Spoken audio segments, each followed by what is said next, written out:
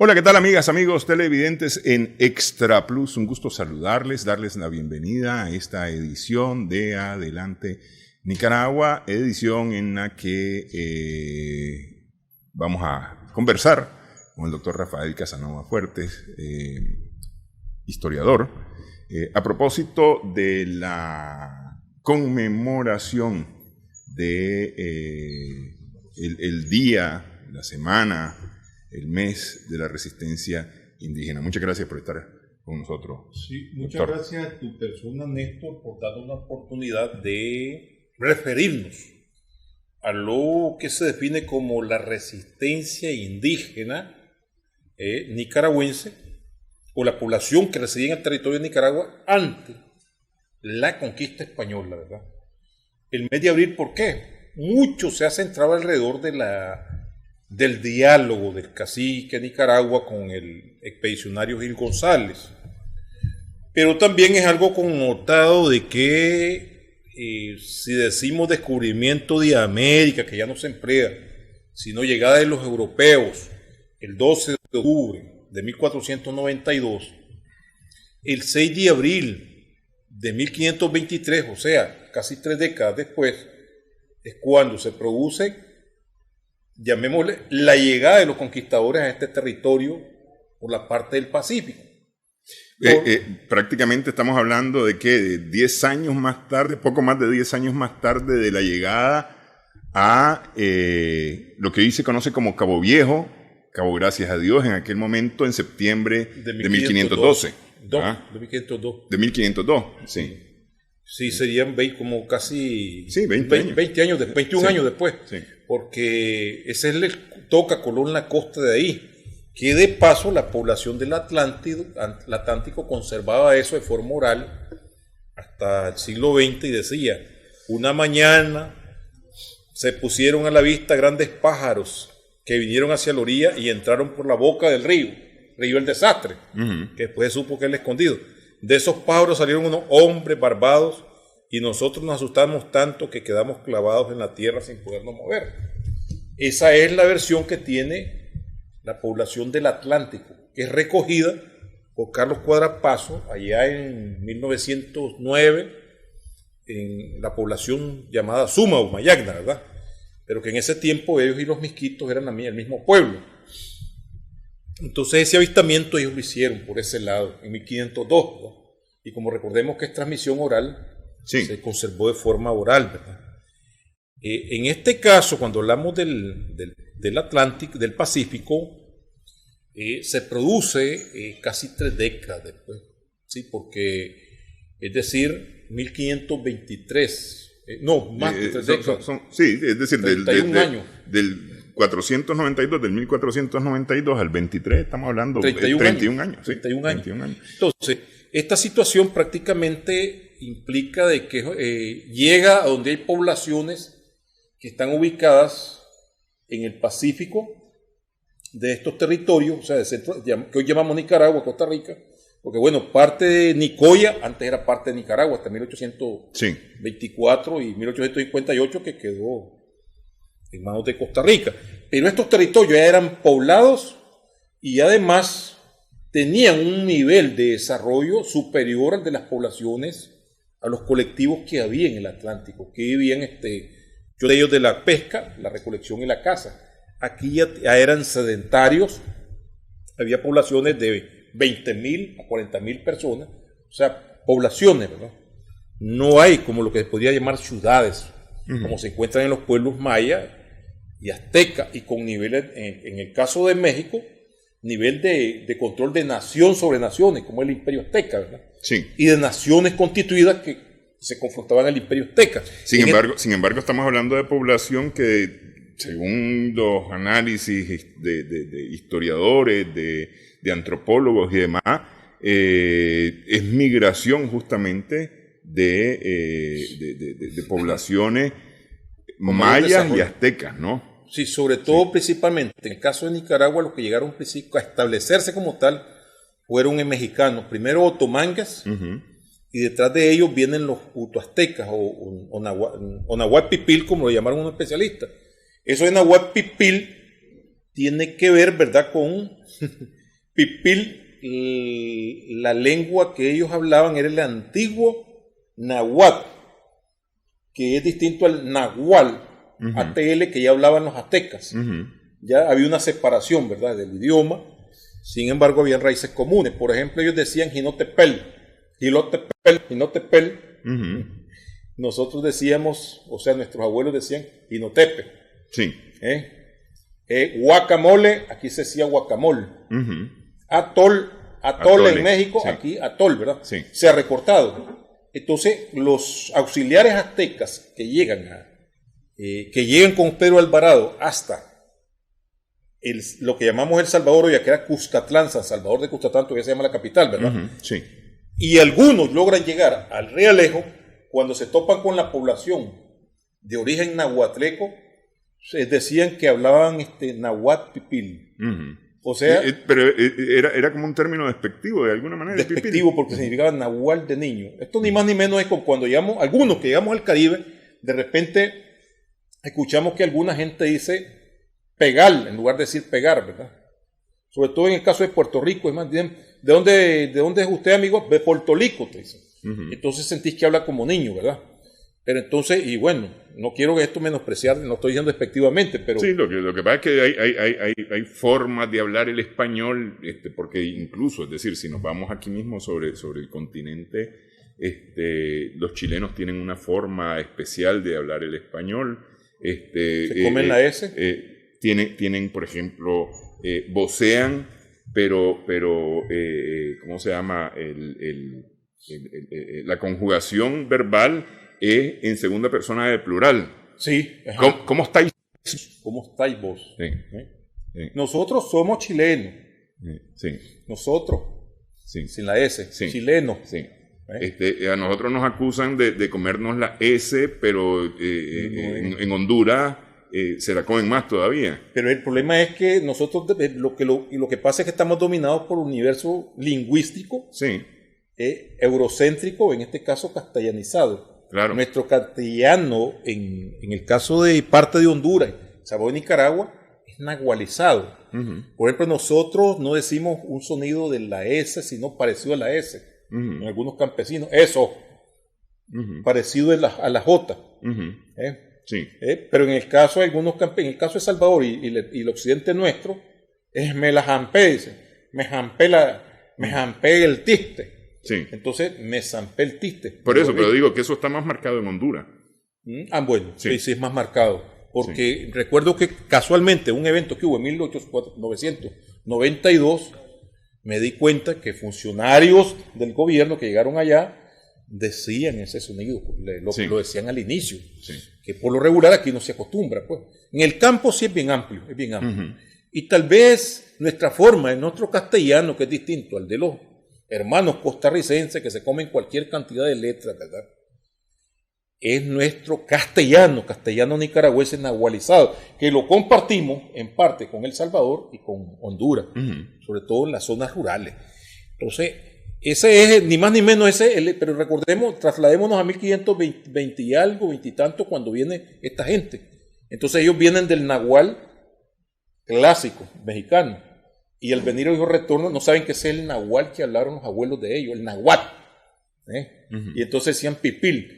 Erróneamente, como los tantos errores que cometieron los historiadores en el siglo XIX, inicios del XX, al escribir la historia, le llamaron pipiles a los nahuatls, que comparte con Nicaragua ese origen, el anahuatl, le llamaron los indios pipiles. Bueno, y esa palabra indio no se usa, nosotros decimos de nuestros abuelos, ¿verdad? Entonces los pipiles y los niquiranos son lo mismo. Y también es igual que la población del norte de Costa Rica. Bueno, ahora, ¿son niquiranos por Nicaragua? Sí, la palabra, eso de niquirano es una forma de designación que le dan los españoles como para diferenciarlo, ya, como en el conteo, pero la palabra niquirano no se usaba. Y la palabra Nicaragua tampoco, es Nicaragua. Que hay algo erróneo. En honor al cacique de Nicaragua, no. Fue el decir, repetido tantas veces, ¿cómo se llama esa tierra? Es la tierra de Nicaragua, que es el primer caudillo de más desarrollo que encuentran acá, la tierra de Nicaragua. Pero además de eso, la población indígena de los alrededores le llamaba la tierra de Nicaragua, que es el Istmo de Arriba.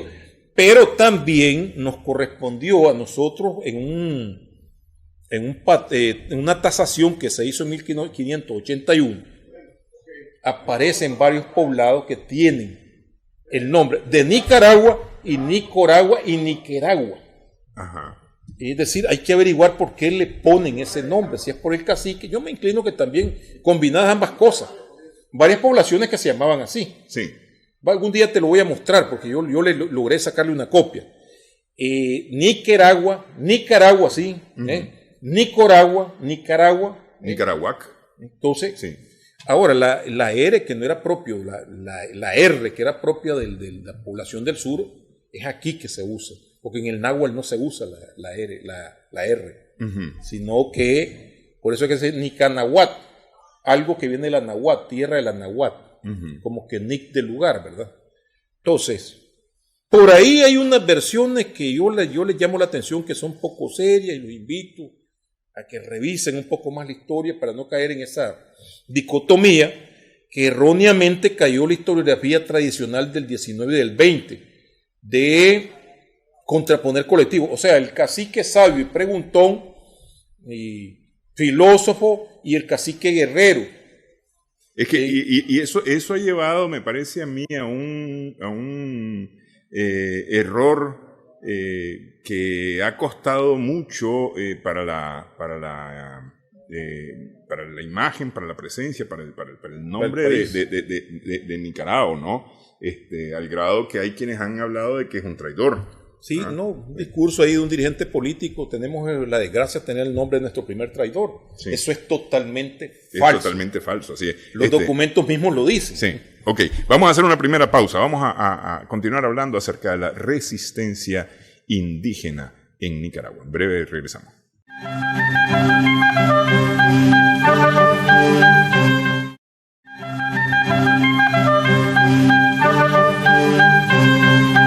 Seguimos en Adelante Nicaragua, en Extra Plus. Estamos conversando con el doctor Rafael Casanova Fuerte acerca de la resistencia indígena en Nicaragua. Antes de la pausa decía yo que inmerecidamente se ha acusado y ha venido quedando, aunque ya hay algunos esfuerzos por limpiar la imagen y el prestigio de Nicaragua, pero originalmente, y a mí me tocó estudiarlo de esa manera, es decir, había entregado al país Nicaragua mientras Diriangén había hecho frente, pues, tal vez de manera muy tímida, alguna cosa de esas, incluso llegaron a decir la resistencia de Nicaragua, pero el guerrero era Nicaragua. Diriangén, perdón, el entreguista era Nicaragua. Eso fue lo que nos enseñaron a nosotros en la escuela hace muchos años, pues. Ya hoy hay algunas evidencias que digo, todavía no tienen suficiente fuerza, me parece, como para hacer eso de esta manera. Sin embargo, nuestra constitución política ya lo reconoce. El factor que hay fundamentalmente, recordemos que lo que estabas diciendo, lo sobredicho y lo repetido varias veces, dice Goebbels, se convierte en verdad. Y nosotros vemos que en una canción, ¿qué fue lo que dijo Diriangén? En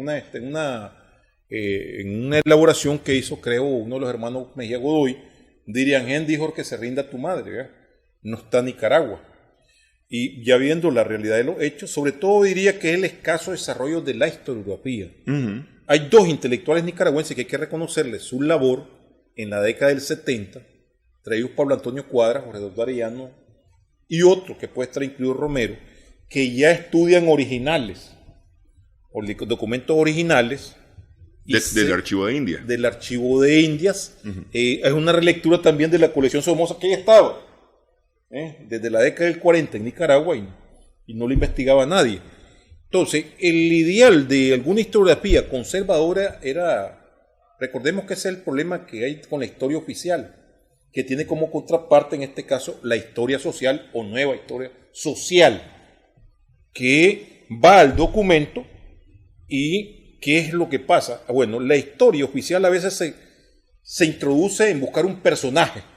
La historia social no ignora al personaje, al de arriba, pero ve el colectivo. ¿Cuál es la acción colectiva que hay?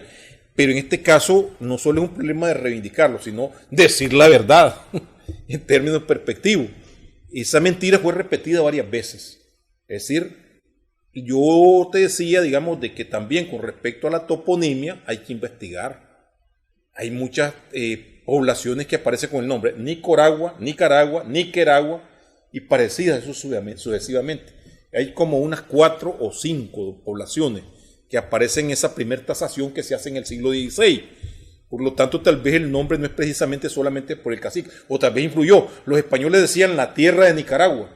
Los caciques de los alrededores, porque tenía una jurisdicción bastante amplia, a la tierra de Nicaragua. Entonces, ellos le llamaron la tierra de Nicaragua. Hay un momento que un documento que creo que lo voy a conocer, Molina Argüello, aparece que le llaman Nuevo León. Como que es el intento de ponerle el nombre al territorio, ¿sí? Porque también a lo largo del dominio colonial hubo una lucha entre ponerle el nombre del español que le ponían o el nombre con el cual reconocían que establecía. Por ejemplo, en Centroamérica, San Salvador de Cuscatlán, ¿cuál es lo que más domina? San Salvador, sí. Pero en Santiago de los Caballeros de Managua. Y si continuamos así, Diriamba es Diriamba. Sí, no, incluso, pues, a ver, el mismo territorio de El Salvador es españolizado, o más bien un nombre español. Honduras es un nombre español. Un nombre también. español, a pesar Costa Rica es un nombre español. A pesar de que en estos casos, los primeros que presentaste, la mayor parte de la población es de origen nativo, es indígena. Sin embargo, está Guatemala. Guatemala le llamaban desde México la tierra de Guatemalán, siguiendo Soconusco, ¿verdad? Entonces, todos estos nombres se les ponía un nombre, Santiago de los Caballeros de Guatemala, pero se quedó Guatemala. Guatemala. Entonces, en todo Centroamérica, salvando el caso de la otra que mencionaste, que es Costa Rica, que fue más españolizada, ¿verdad? Sobre todo a partir del siglo XVIII, los llamados blanqueamientos, que son el del siglo XVIII y el del siglo XIX. Nuestros hermanos costarricenses siempre fueron acompleados, nunca quisieron ser indios, a pesar de que era una población escasa y alto nivel de mestizaje, pero los blanqueamientos los españolizaron. Entonces la mayor parte de las poblaciones de allá tienen nombres europeos. Pero en el caso de Costa Rica, la población indígena prácticamente fue aniquilada. O se recluyó, es uno de los lugares donde existen minorías, los teribes, los guatusos, existen bastantes minorías. Porque es decir, ahí lo que hay es la población blanca, digamos, luego sigue la población negra de la costa caribe, Limón, esa zona de por ahí. Sí, es que la población se recluyó en las montañas. Y la Federación de Tribus de Talamanca le propinó una derrota a los españoles que casualmente no llegaron de España, sino que eran españoles de Nicaragua. Y por vergüenza se quedan viviendo en el Valle Central. Los costarricenses nos deben su origen, porque fueron españoles de Nicaragua, algunos que llegaron de San Salvador, a lanzar la expedición sobre Talamanca, que era un... Pero bueno, cuando se produce en abril de 1523 la llegada de españoles al Istmo de Rivas, que es donde se encuentran con Nicaragua, entran por Costa Rica, ¿no? Costa Rica. Desde que va entrando a Costa Rica, hoy hablan de un cacique poderoso. Porque Gil González lo que viene buscando es el estrecho dudoso. El estrecho. Es muy importante esto que dijiste. Muy interesante. Esta expedición de González, además de que cuando, desde su perspectiva, se descubre el Pacífico de Centroamérica, porque Balboa no llega, no puede hacerlo. Y una expedición que manda Pedraria llega hasta el famoso Golfo de Nicoya, que es donde logra, es importante porque ahí es donde captura a un grupo de nativos. De ellos hay 4 de ellos que dominaban lengua mangue y lengua nicaragua, náhuatl, y les enseñan español. Esos son los famosos traductores que trae González y que trae después Hernández de Córdoba, porque por ahí hay una duda, ¿y cómo hacían para comunicarse? Entonces hay que leer bien los documentos para poder entender eso, porque por ahí incluso hasta el mismo general Sandino ponía en duda ese diálogo, cómo se dio, solo que se entendieran por señas. Y por ahí lo repitió, que en paz descanse, un poeta granadino, que también repetía ese esquema. Entonces, hay que meterse, creo que en proceso reconstructivo hay que leer serenamente y con cuidado los documentos, y párrafo por párrafo, línea por línea, y contraponerlo con otro documento, para extraer la verdad, no repetir lo repetido. Claro, cuando se dan estas situaciones, la historia no había alcanzado madurez como ciencia. Y en ese sentido hay que reconocer ese papel que jugaron esta generación en los 70, que algunos de ellos no son, salvo el caso de Romero, no provienen de escuela de historia que te enseñan a leer un documento, interpretarlo y a contraponerlo con otra fuente. Porque por ahí, yo no quiero hacer mención a otra cosa ahí que salió, que en un evento tenían costumbres indígenas porque se alargaban el cráneo. En el siglo XIX, que el caso de los indios Matagalpa, que yo sepa, los Matagalpa no tenían esa costumbre. Pero sí, el paso constante de poblaciones de un territorio y otro, hubo un entierro, quizás de nahuatlecos o de los potecas, y quedaron enterrados gente ahí, cerca de la hacienda San Jacinto. No quiero mencionar ese hecho. Pero de repente que lo traigan como prueba que se alargaba en el cráneo en el siglo XIX, es un absurdo. Entonces hay que consultarle a un historiador de verdad, a un hombre de ciencia, que me disculpen, porque hay gente que en otros campos de la historia, siendo abogados, siendo aficionados, han hecho aportes.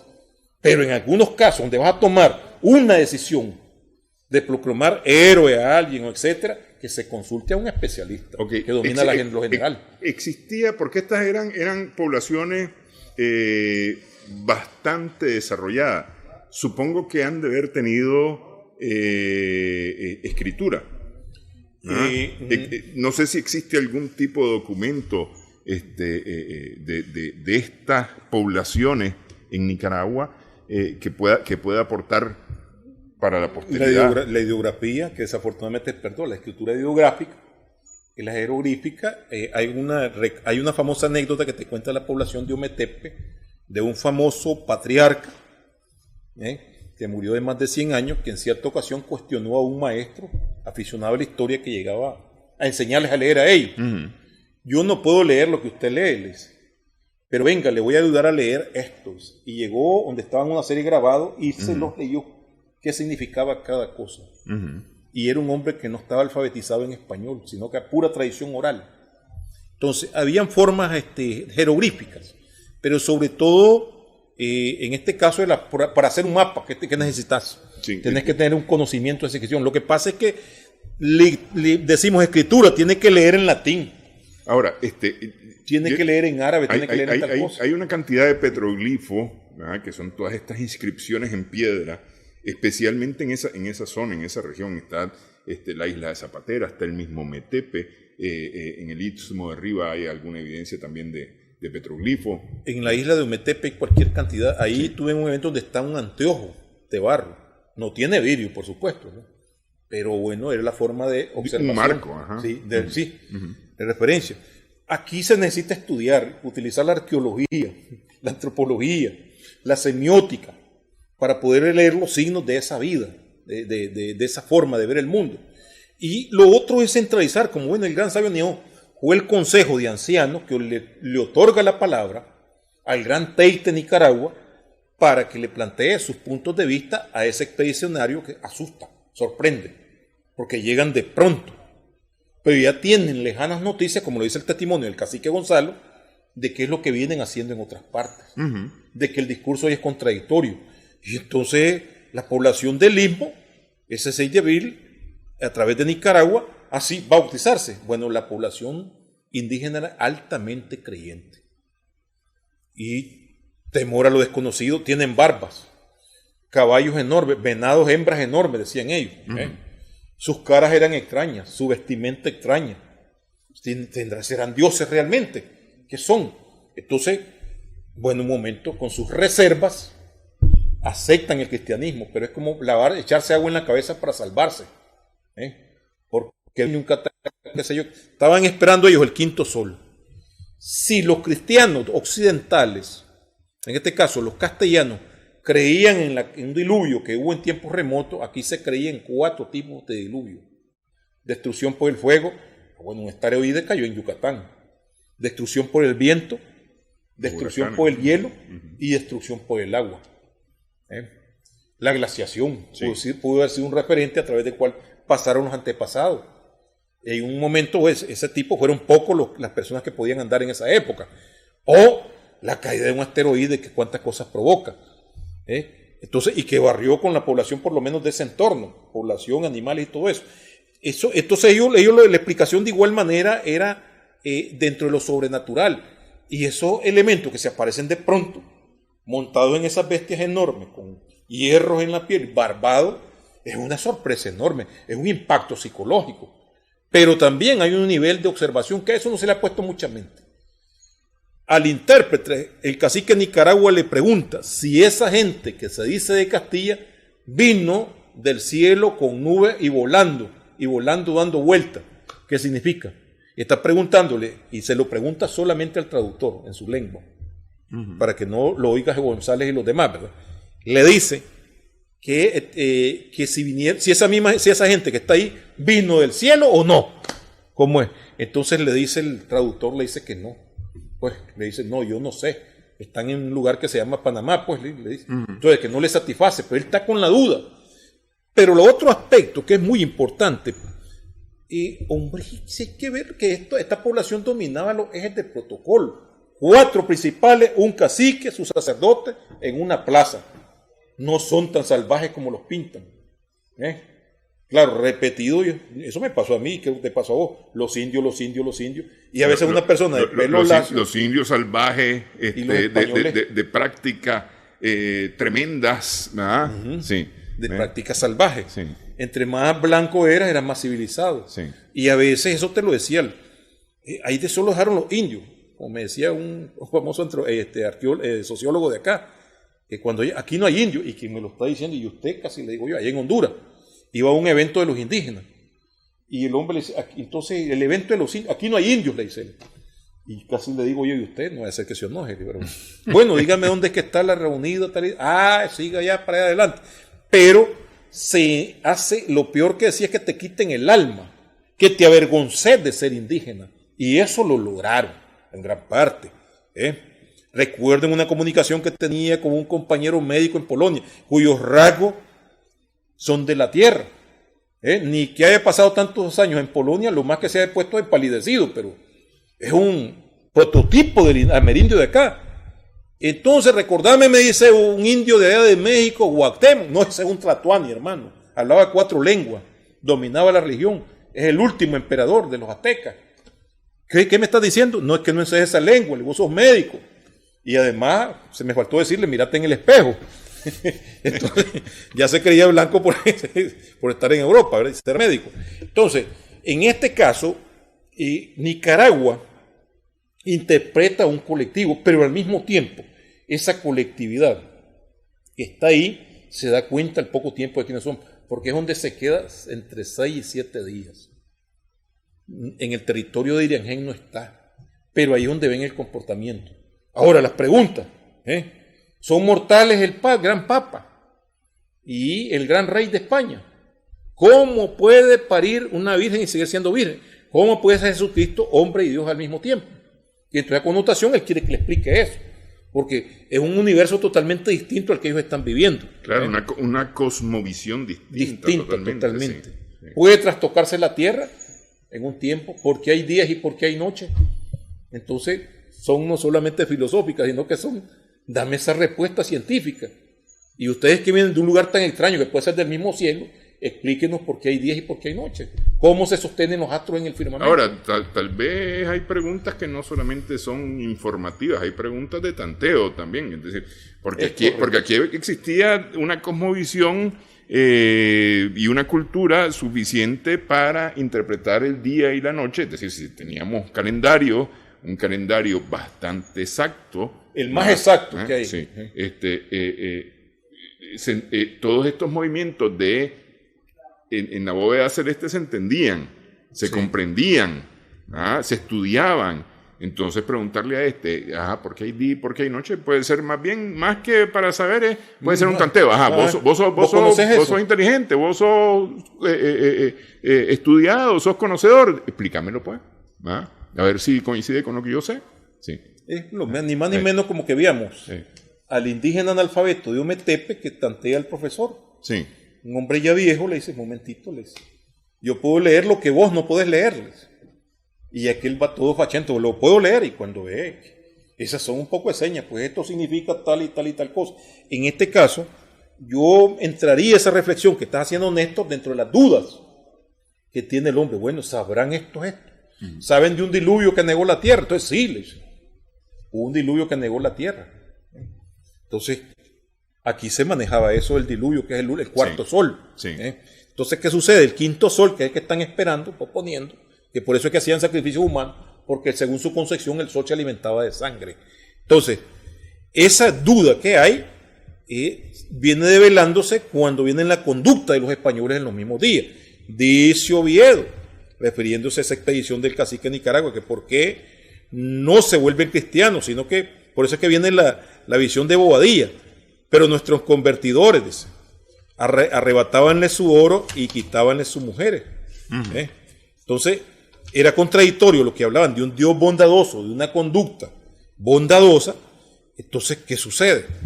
Y estos sujetos toman las mujeres por la fuerza, arrancan los ornamentos que andaban en las narices por la fuerza, vejaban a la población. ¿Qué serán? ¿Serán dioses o serán demonios? Ahí durante ese tiempo se desnuda el todo. No son dioses, lo que son diferentes. De lo contrario, el 18 no se hubieran atrevido a atacarlo. 18 de abril, un día después de Diriangén. Ahora, en el caso de Diriangén, cuando... hagamos una pausa para que nos metamos a esto. Porque es decir, a ver, para dejar de alguna manera establecido, Nicaragua los tantea. Los invita, los recibe más bien, con protocolo, con hospitalidad, y los tantea. Sí. Él los quiere conocer, quiere saber quiénes son.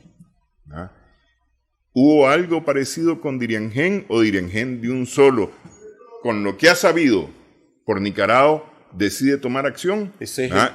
Vamos a dejar para la pausa, después de la pausa, perdón, esta continuación de esta conversación acerca de la resistencia indígena en Nicaragua.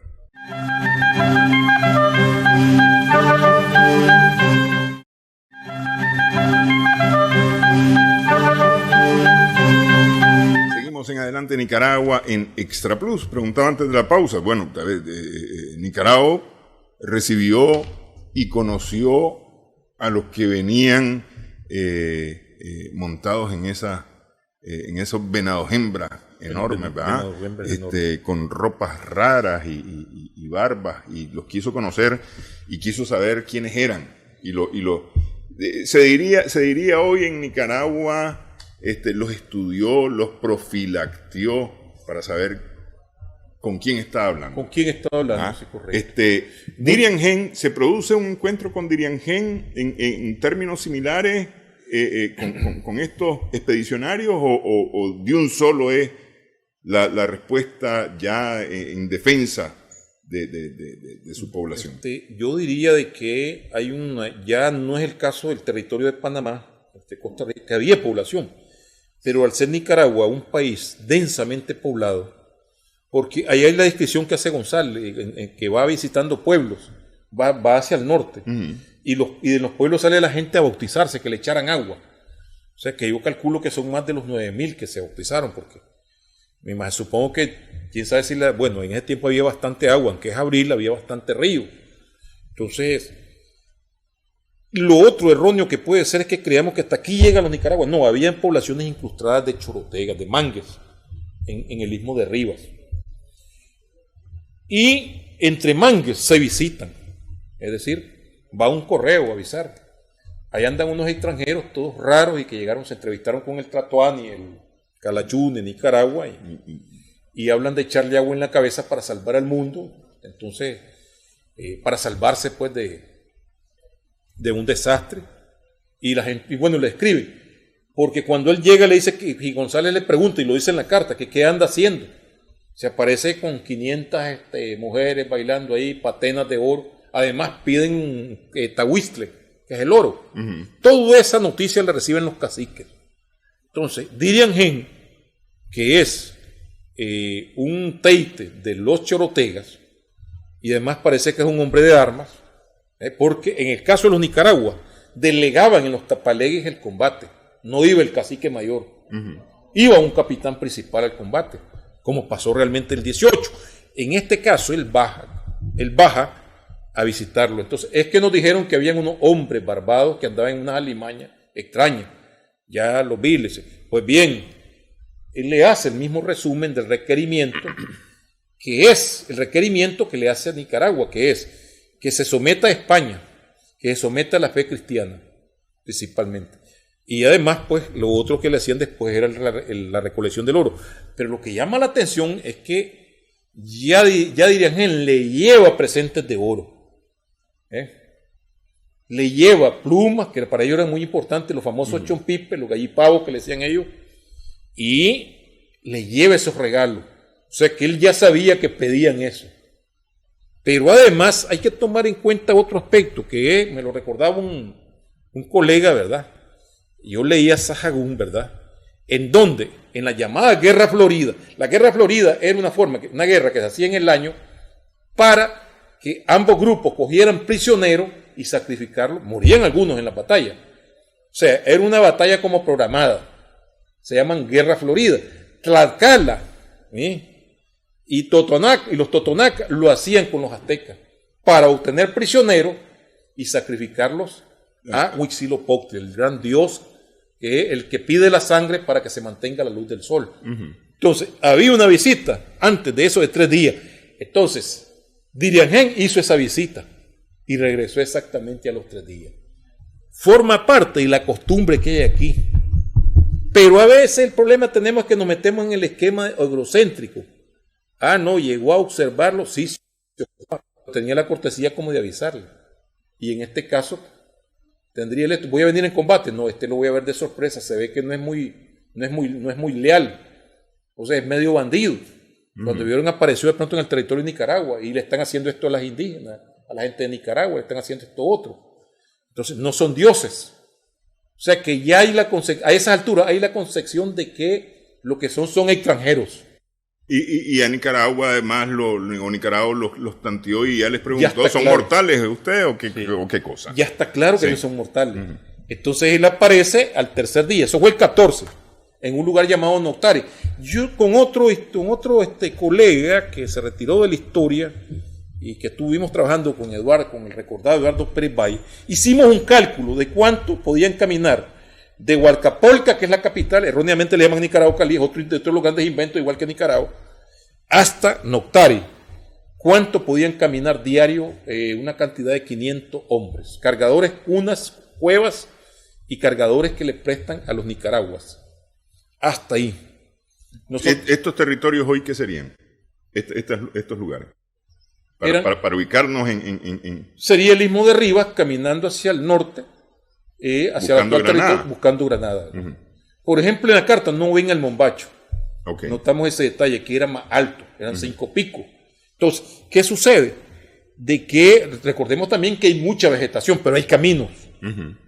Que de paso, sobre esos caminos es que se establecen los caminos durante la dominación española. Y algunos de ellos son los que usamos ahora, con las variaciones que hay. Entonces, ellos llegan hasta Noctari, Noctari lo ubicamos en Ochomogo, sobre la base cuánto pueden llegar esa cantidad de personas caminando. Un día para otro, el 12 está el 12 de abril, el descubrimiento y toma de posesión del Mar Dulce. Entonces ellos parten el 13 en la mañana, o pueden partir el mismo 12, o van caminando, porque todo eso está poblado. Y entonces él dice, salen infinitos indios a bautizarse, a que les echaran agua. Entonces, recordemos, volvemos nuevamente a la población creyente. Esa noticia le llegó a Diriangén bien clarita, como decíamos. Quiénes son, cómo son, y le lleva el oro. Pero también está el cacique Diriangén lo hace dentro del protocolo que existe en Mesoamérica. Le llevo, lo observo y le digo que voy a dar respuesta, pero dentro de 3 días. Entonces, dentro de 3 días le voy a hacer la guerra, como se hacía en la Guerra Florida. Los totonacas le decían a los aztecas, los que estaban cerca, a las provincias que estaban cerca, 3 días antes. La llegada de los regalos y todo eso, y la plática, significaba que el día siguiente iban a un encuentro en campo de batalla. Entonces, lo ataca, lo toma de sorpresa. Se habla además él necesitaba esos 3 días para hacer la agrupación. Se habla de 4.000 indios. Puede ser, era bien poblado, pero están armados a su manera. Y se sorprenden ante los caballos y ante los alanos, los perros de guerra, que muy poco se mencionan, pero son animales que ellos nunca han visto y le tienen miedo. Pero el caballo es un caballo de guerra. Caballote que te va a pegar es prácticamente los cascos. Entonces, esa ventaja que tienen, que se corren ante el caballo, les sirve a Nicaragua. Y la otra ventaja Volvemos nuevamente a la costumbre. No están con el objetivo de matar a los españoles, sino capturarlos para sacrificarlos. Sacrificarlos ante los dioses. Entonces, por eso es que ellos tienen 7 heridos, no tienen ningún muerto. Y el ataque es de media hora. Y logran recuperar un prisionero que llevan por la obstinación de llevarlo. O sea, que ellos bien pudieron haberlo matado, pero lo rescatan. Entonces lanzan, recordemos, las armas de los españoles son ballestas, que tienen punta de hierro, azaya o lanzas que tienen punta de hierro, las espadas de acero filosas, tienen hierro. Entonces las flechas de obsidiana no les penetraban. Y tienen armas de fuego. Y tienen armas de fuego, sobre todo el arma de fuego evidentemente psicológico. No llevan cañón, pero traen arcabuces. Sobre todo es psicológica. No tenían gran alcance. Claro, porque aquello sonaba como un trueno. Un trueno. Sí, en truenos. Entonces no tenían largo alcance, pero el impacto psicológico es enorme. Entonces eso, y ahí, un escopeta, un arcabuz disparado ahí, un trueno. Van para atrás de nuevo. Y los perros detrás de ellos. Entonces, el combate dura media hora, pero se dan cuenta que no pueden seguir ahí. Este hombre, entonces la conclusión que lleva Gil González, no nos quiere ser cristiano y nos quiere quitar el oro. Así lo dice en sus documentos, en las 2 cartas que le envía al rey de España. Cuando él retorna hacia Aguacapolca, ¿verdad? Hacia los territorios del cacique de Nicaragua, que eran varias poblaciones, ¿verdad? Pero él pasa tratando de evadir las poblaciones sobre el camino. Cuando han pasado por Huacapolca, ellos notan el estado de hostilidad. Y no ha pasado mucho tiempo, a las 11 de la mañana, cuando se aparecen armados y con la gran grita del mundo y le dicen a los cargadores, que le llaman también, que dejen las cargas. Entonces, los cargadores de Nicaragua sueltan las cargas y comienza el ataque a las 11 de la mañana. Y entonces que los agarran en movimiento, no es el caso que los agarran en una posición de defensa en el caso de Noctari.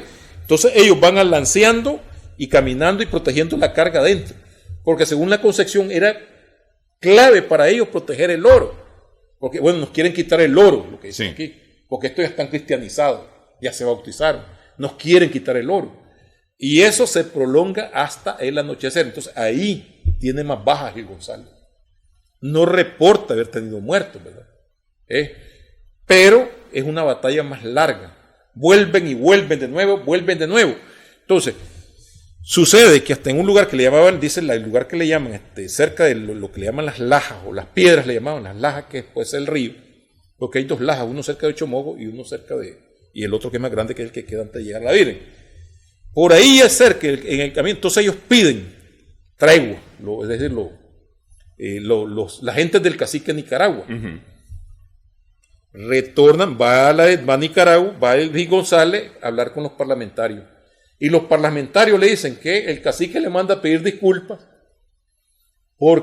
y que no fue él, que fue el cacique Zoatega que estaba de visita.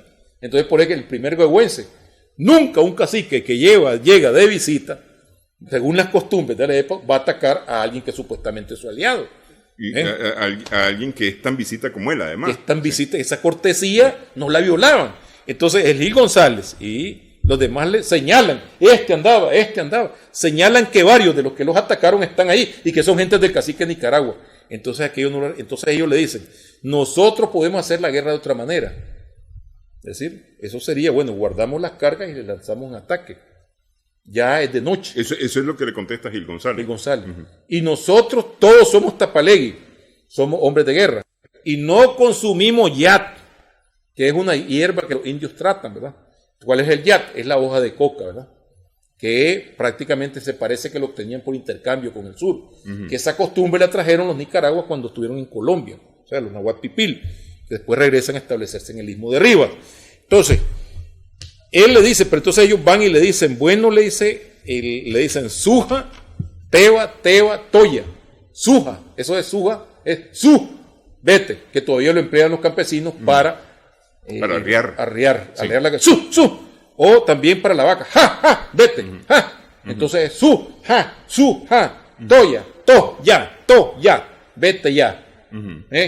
Recordemos el totero, barreando, ¿verdad? Sí. Entonces él le dice, bueno, bien, sabemos que sos valiente y peleas bien, pero vete ya y vete ya. ¿Qué quiere decir? Que no quieren que él se quede ahí. Si el cacique de Nicaragua hubiera aceptado el bautismo y la dominación de España, se alía, descanse aquí, como hicieron los tlaxcaltecas, que eran enemigos de la nación mexicana o azteca, que curaron a los españoles y bien, y luego se prepararon un año después para atacar Tenochtitlán. En el caso de Gil González, van cansados, llevan 7 heridos. Si hubiera sido aliado, nos detenemos donde el cacique de Nicaragua, pero sucede todo lo contrario. Y ellos se retiran porque están claros, González, que otro ataque les hubiera sido difícil. Y eso les podía pasar en todo el camino. Entonces llevan oro, llevan una serie de recursos que llevan perlas, todo lo que han reunido, y informarles pues de los hallazgos geográficos que hay en el lago. Entonces es mejor preservar la vida. Llega a Panamá, es decir, el 18 abandona el territorio. Entonces, si nos toca que hacer una valoración de nuestros cánones, los cánones de ahora, ¿qué es lo que obliga a González a desocupar el territorio? La hostilidad con los colectivos indígenas otomangues y Nicaragua o Nahuatl Pipil, dirigidos por sus caciques Diriangén y Nicaragua, el 17 y el 18 de abril, según lo refiere la cuenta de lo que cuenta Gil González en sus cartas principalmente. Es un protagonista.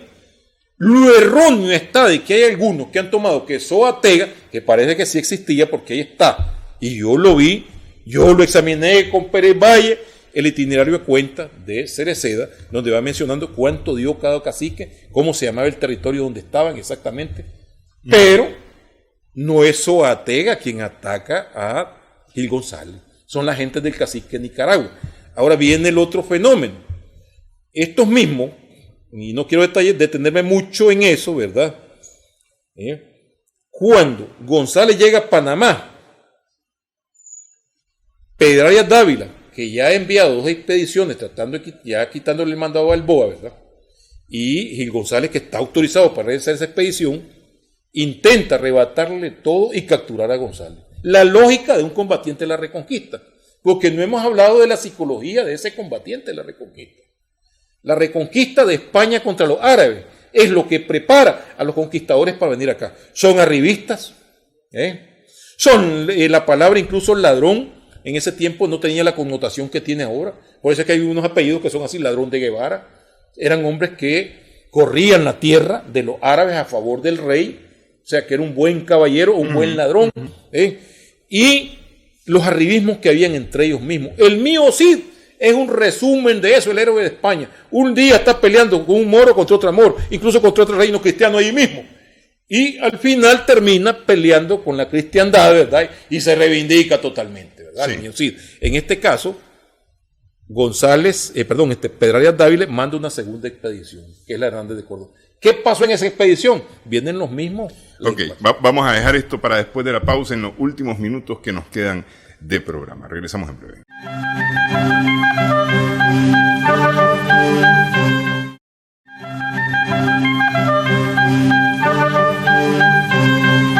Seguimos en Adelante Nicaragua. Ok, 17, 18 de abril marcan el inicio de la resistencia indígena en Nicaragua. Vienen una segunda expedición, una tercera, vienen olas de expedicionarios, y se da una serie de eventos que incluyen, por ejemplo, y lo digo como una cosa grande, la huelga de los vientres, por ejemplo. Es decir, que parte de la resistencia indígena en Nicaragua. Esto marca lo que ocurre en abril del 23, de 1523, marca lo que va a ocurrir más adelante en los siguientes años en la resistencia, en la colonización violenta del país. Sí, es una marca, pues, porque hay una etapa que ubican algunos estudiosos de las tendencias generales de la colonización que le llaman el modelo depredativo, le llaman a esta primera parte. Porque está el modelo colombino, que es cuando Colón están pensando en las famosas factorías que ya establecían los genoveses en algunos puntos de la África, etc. Pero en este caso es un dominio de la población y del territorio, porque lo que se trata es de conseguir los metales preciosos por la fuerza. Y por lo regular en algunos de estos lugares había metales. Entonces, el objetivo es controlar totalmente el territorio y se impone la encomienda, que es un modelo impuesto en España, una forma de control social, porque está la forma de control político, que son las gobernaciones.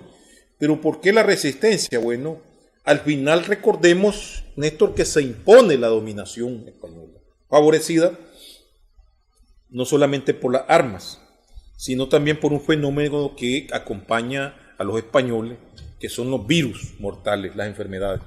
Eso reduce la población y reduce la capacidad de resistencia. Especialmente las enfermedades venéreas que aquí no existían.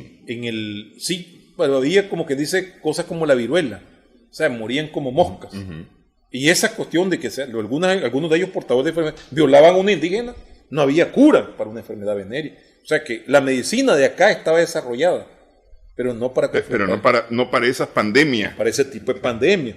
Y había defensa de la población para otras pandemias. Recordemos que Europa, volviendo al caso que estamos en la etapa actual, murió en algunos lugares el 60% de la población. Y cuando se habla a nivel global, la famosa peste negra mató a la quinta parte de la población mundial. Otros hablan de una cuarta parte. América estaba aislada. Es decir, la viruela, ni el tifo, ni nada de eso eran productos desconocidos. Y al llegar los españoles, recordemos, hay una cuestión que lo decía un poeta y se pusieron a reír porque creían que exageraba. Pero esto es cierto. Los españoles no eran muy aseados. Con esa ropa pasaban, bueno, se habla del famoso voto que hizo la reina Isabel de no bañarse durante los 40 años que vivió más adelante su vida. Esto era cierto. Por eso es que el perfume y el desodorante servían para los perfumes que conseguían ahí, que llegaban de Oriente, era determinante. Por eso la ruptura de Constantinopla fue terrible, porque era la forma de tapar los tufos que ellos tenían, pues. Entonces, estas enfermedades minaron a la población, la capacidad de resistencia. En el caso de Nicaragua, que es un lugar bastante poblado, que aquí echó por tierra eso de famosas alianzas, que hay la alianza Nicaragua contra los chorotegas, que los chorotegas aliados. Se habla, el cacique Gonzalo habla confederados, dice. Y los confederados tenían que ser amigos y confederados. Cuando entra Hernández de Córdoba, los caciques en general resisten, pero tanto Hernández de Córdoba viene preparado, sabe que van a recibirlo con hostilidad. Y se habla de una famosa emboscada, en el actual río Gil González, y le llaman Gil González porque le llamaban Gil González a Hernández de Córdoba. Y entonces las fuentes orales hablan de una gran matanza que hubo ahí en esa en la entrada de la tierra, ¿verdad? Pero ¿cómo se establece la dominación? Bueno, se establece de esa manera. Se impone a viva fuerza. Ya Gil González no viene con los 100 caballos. Hernández de Córdoba. Hernández de Córdoba ya no viene como explorando con Gil González. Viene a establecer el dominio colonial. Para mí, te lo digo sinceramente, Néstor, fue penoso ese espectáculo que hubo de desfilar con los restos de Gil González el ejército. Un genocida como cualquier otro, que pierde con Pedro Arias Dávila porque tiene más poder que él y quería quitarle la gobernación. Sí. Es un pleito entre conquistadores, ¿no? Que pobrecito. Sí, un pleito de poder. Sí. Y fundador de León y Granada. ¿Cuánto le costó eso a la población? Porque el ingeniero español dirigía, el maestro de obra español dirigía, los albañiles dirigían, pero los constructores de esas ciudades fue la población indígena de Bruselas, de Bruselas y Nicoya, y de Granada y León, y posteriormente Segovia. Ahí quedaron muchos huesos. Y el otro factor que afectó enormemente fue la esclavización. Ahí no había cara en que, como que dicen, vamos a esclavizar a los... Vuelvo nuevamente a refutar esa dicotomía que quieren establecer unos colegas, llamémosles así, de hablar de una dicotomía. Los aliados Nicaragua, no. En un estudio que hizo Romero y en la tasación que se hace en 1581, la población que se calcula que era, algunos decían de 1 millón, pero hay cálculos como más conservadores que hablan de 600,000. Y ya en esa tasación habían 30,000 personas en todo el territorio, bajo control, ¿verdad? Porque está el territorio que no está bajo control, que es de la parte centro-norte para allá, donde se le está resistiendo todavía. Entonces, esa dominación se establece. Es decir, hay un momento que cuando el cacique Gonzalo, que es un sobreviviente, dice que la gente se suicidaba, que se negaban a tener hijos. ¿Y por qué? ¿Qué ganas podía tener una persona de irse a acostar, digamos, con un varón de cualquier etnia, sí, y su hijo iba a ser esclavo, y la situación que tenían ellos, le quitaban la mujer, aunque tuviera, digamos, su esposo se la arrebataba si estaba bonita, porque dicen que, Oviedo dice que las mujeres más bonitas que existían en Centroamérica estaban en Nicaragua, entonces se las arrebataban en que estuvieran casadas. Entonces no éramos, dice el cacique Gonzalo Surviente, no éramos dueños de nuestros hijos, no éramos dueños de nuestras mujeres. Algunos se suicidaban, algunos se siguieron rebelando, hasta que vino la ley, la gran cédula real del rey de España que nos liberó de esas cargas, que son las famosas leyes nuevas de 1542, que ocasiona la rebelión de los Contreras. Los Contreras tenían bajo su control ellos y un grupo pequeño de allegados de toda la población indígena. El tema de la, ¿cómo se llama? El otorgamiento, se me fue ahorita la palabra, el otorgamiento de territorios y de población a los españoles que han venido a los encomenderos. La encomienda, es una forma de exterminio también, sí. Porque es decir, no solamente eran las tierras, sino todo lo que había en esas tierras, incluyendo a la gente. Feudal.